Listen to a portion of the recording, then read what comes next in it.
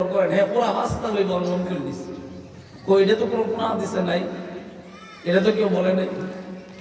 ওই সময় তো কাউকে বলতে হয় না যে আপনারা জোরে জিগার দেন মিছিল দেন, আপনারা কইয়া কইয়া সুবহানাল্লাহ আলহামদুলিল্লাহ পড়ান।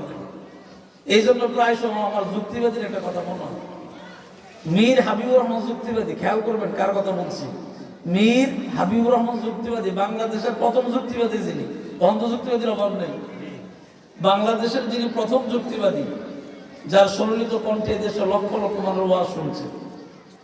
আমি আমার ছাত্র জীবনে কুমিল্লা পর্যন্ত গেছি গে পর্যন্ত, আর এলাকা তো শুনছি। তো উনি তো নামই যুক্তিবাদী, কুচিকে কুচিকে কথা কইতো আশায় আশায়, আবার কান যাইতো। তো উনি ওনার ওয়াজ একদিন বলছেন যে 40টা বছর ধরে ওয়াজ করতেছি, এই পর্যন্ত বুঝাই দিলাম না কোন সুবহানাল্লাহ কোন এটা উনি ওনার ওয়াজে কইছে। এই জন্য আমাদেরকে দিন শিখা লাগবে। আল্লাহর যে হক, জোরে কোন কার হক, আরো জোরে, আল্লাহর যে হক, এই হকটা বোঝা লাগবে। আল্লাহর হক আমরা বুঝি না, এই আল্লাহর হক না বোঝার কারণে আমরা দুনিয়ামুখী হইতেছি বেশি, আর আখিরাত মুখী থেকে দূরে সরে যেতেছি।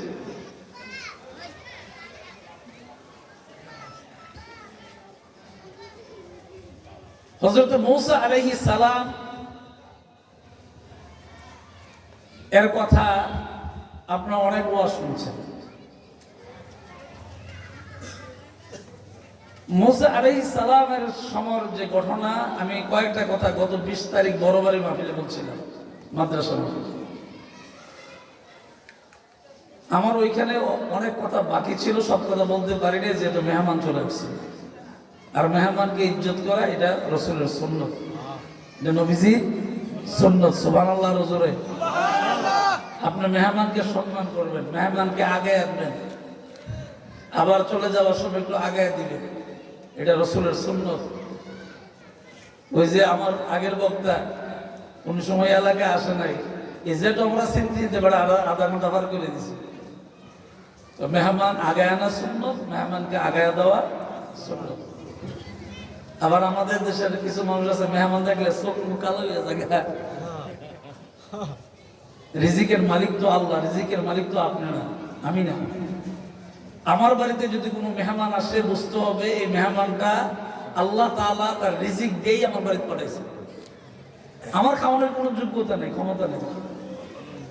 কে খাওয়াবেন? জোরে বলেন, কে খাওয়াবেন? বলতেছিলাম আল্লাহর হকের কথা। এখন আল্লাহর হক আমরা বুঝি না বিদেই আজকে আমাদের দুনিয়ামুখী হইতেছে বেশি। দুনিয়া আরো চাই, আরো দরকার। আচ্ছা আপনার কি দরকার বলেন? যে এই যে দরকার দরকার বলতেছে, শুধু দরকার, শুধু আরো লাগবে। আল্লাহ রাসূল সাল্লাল্লাহু আলাইহি সাল্লাম ১৫০০ বছর আগে একটা সুন্নাত বলে গেছেন, তাহলে এই নবীজি বলছেন, আল্লাহ যখন তোমাকে যা দেয় এর উপরে তুমি সন্তুষ্ট থাকো। সুবহানাল্লাহ বলবেন না? আল্লাহ যখন তোমাকে যা দেয়, চাকরি হোক, খাওয়া দাওয়া হোক, গায়ের পোশাক হোক, মানে তোমার দুনিয়া যা দরকার, আল্লাহ যখন যা দেয় এর উপরে কি থাকো? সন্তুষ্ট থাকো। এ নবীজি কেন বলছেন? বলার পেছনে দুইটা কারণ। এই কথাটা বলার পেছনে কয়টা কারণ? দুইটা কারণ।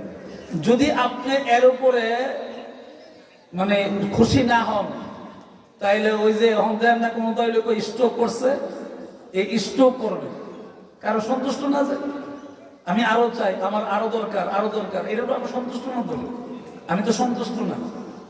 এই চিন্তা করতে করতে ভাইসাবে ঘরের ভিতরে বই বিস্তারিত স্ট্রোক করে, চা খাইতে গেলে দোকানে স্ট্রোক করে।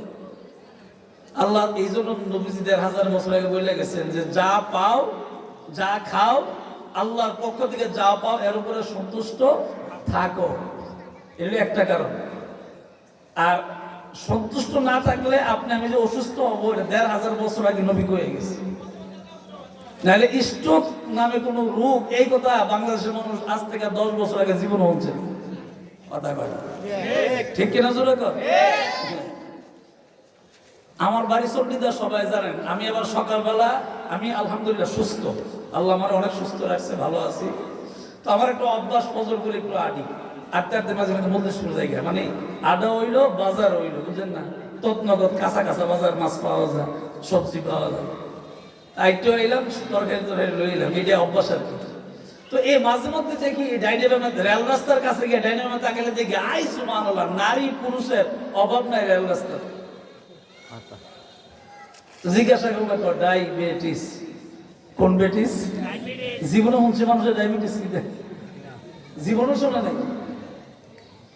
এইগুলি এত রূপ কেন আসছে? আমরা অসন্তুষ্ট থাকার কারণে, আমরা অসন্তুষ্ট থাকার কারণে। মাঝে মধ্যে আমাকে বলে ওরে বাবরে আপনি মনে তো আনেন, আমি কি দেহ আমার আব্বা আসলে আইটা বিশাল করে ওয়াজ করছে, আর আমি তো নোয়াগাঁও নাইছি, রাজধানী করাইছি অথবা জেটটা মোড়াইছি, আটলে অসুবিধা রেখে যায়, তোমার সমস্যা কি? এই জন্য আল্লাহ তাআলার হকের ভিতরে একটা হক হইল আল্লাহ তাআলা যা দিবেন এর উপরে সন্তুষ্ট থাকা। এটা আল্লাহ তাআলার পক্ষ থেকে বান্দার হক হইল সন্তুষ্ট থাকা, আল্লাহ শুকরিয়া আদায় করা। সুবহানাল্লাহ, আরো জোরে সুবহানাল্লাহ। আমি আবারও বলি, আপনি যদি অসন্তুষ্ট হন তাহলে আপনার দুনিয়ার শারীরিক রূপ বাড়বে। আপনি কেন সন্তুষ্ট না হইলে বিভিন্ন টেনশন মাথায় আসবে, রোগ বাড়বে, বিভিন্ন রকম রোগ আসবে। আর এইরকম অসন্তুষ্টর কারণে মানুষ কবরে পর্যন্ত গেছে, চিন্তা করতে করতে করতে করতে কবরে গেছে। তো আল্লাহ কইছে তুই চিন্তা করস কি লেগে বেটা, لئن شكرتم لأزيدنكم ولئن كفرتم إن عذابي لشديد।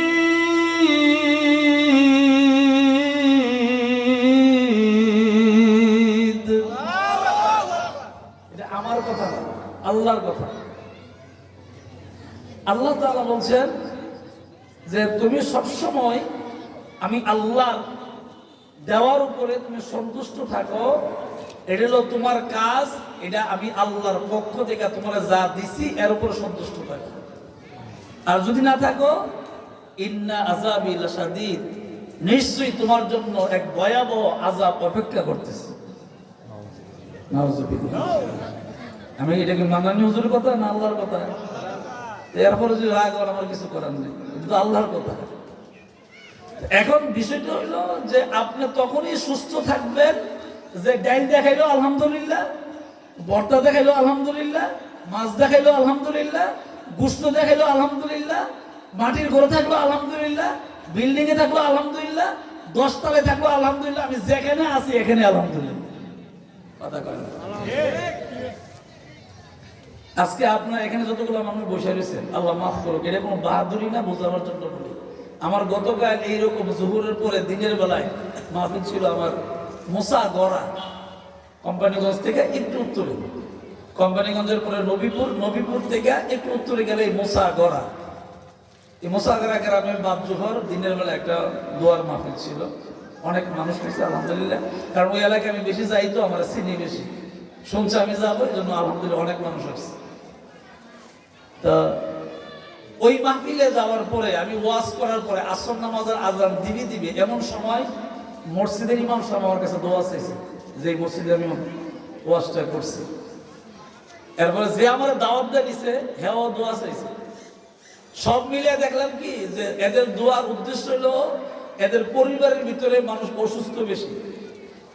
আমি সব মিলিয়ে হিসাব কিতাব করে দেখছি, এরা যে উদ্দেশ্যে দোয়া চাইছে পরিবারের ভিতরে অসুস্থ বেশি, ছেলে অসুস্থ, বউ অসুস্থ, নিজে অসুস্থ, এরকম দোয়া চাইছে। খুব খেয়াল করবেন আমার কথা। তখন আমি দোয়ার ভিতরে, দোয়ার আগে মাইকে বলছি যে অসুস্থ হওয়াটা আল্লাহর পক্ষ থেকে এক ধরনের নিয়ামত। কারণ মানুষ অসুস্থ হইলে আল্লাহর সাথে বান্দার সম্পর্ক হয়। সুবহানাল্লাহ, আরো জোরে। আপনার সকলে ইতিহাস শুনছেন, আল্লাহর পয়গম্বরের সারা শরীরে যখন কিরা করছিল, সারা শরীর পৌঁছে গেছে নবী। আচ্ছা কোন আর আমি কোন দলে কি, হ্যাঁ আল্লাহ এত জ্বর দেয় কিরে, এত নামাজ পড়ি, এত রোজা রাখি, এত ইবাদত করি, এরপরে এত বিপদ দেয় কিরে আল্লাহ। আর আল্লাহর নবীরে আল্লাহ এমন মানে পোকা শরীরে দিছে যেগুলি ওনার সারা শরীরকে ধ্বংস করে দিছে, পৌঁছে গেছে, শরীর থেকে গন্ধ ছুটছে। সব বিবি পালায় গেছে, একমাত্র বিবি রহিমা ছিল। রহিমা ছাড়া আর কেউ ওনার পাশে ছিল না। সব কিছু শেষ করার পরে জিহ্বার মধ্যে যখন একটা পোকা গেছে, খুব খেয়াল করেন, নবীর যদি এই অবস্থা হয় তো আমরা কি অবস্থা? জিহ্বা যেটা দ্বারা আমরা কথা বলতে পারি, যেটার কারণে, যেটার উসিলে আমরা কথা বলতে পারি, এই জিহ্বার ভিতরে একটা পোকা লাগছে। আল্লাহকে ডাক দেবেন, আল্লাহ গো, সারা শরীরে পোকা লাগলো, পচে গেল, গন্ধ ছুটলো, কোনোদিন ও শব্দ করি নাই। আল্লাহ কোনদিন তোমার কাছে আহা শব্দটা করি নাই, বিচার দেই নাই, কোনো কিছু চাই নাই। ও আমার আল্লাহ, তাকে দেখলাম এই মুহূর্তে আমার জিহ্বার ভিতরে একটা পোকা। যদি এই পোকা অথবা কিরা, এই কিরা বা অথবা পোকা, এটা যদি আমার জিহ্বাটা ধ্বংস করে দেয়, আমি আমার জবান দিয়া কেমন করে তোমার জিকির করবো? লা ইলাহা ইল্লাল্লাহ, লা ইলাহা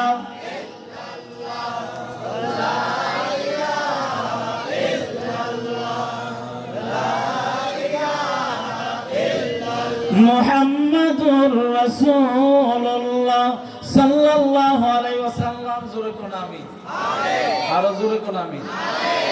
একজন নবী সাধারণ মানুষও না, একজন নবী, ওনারে যদি আল্লাহ তাআলা এত বড় পরীক্ষা করতে পারে। আর শেষ কথাটা বলছিলেন কেন? জিহ্বাটা যদি ধ্বংস হয়ে যায় তো আল্লাহর জিকির কেমনে করবো? এত করে কি আল্লাহ সন্তুষ্ট হয়েছেন না বেজার হয়েছেন? সন্তুষ্ট। এ মিয়া, আপনি আমি দুনিয়ার লেগে এত পাগল হয়ে গেছি গে, এত পাগল হয়ে গেলাম দুনিয়ার জন্য।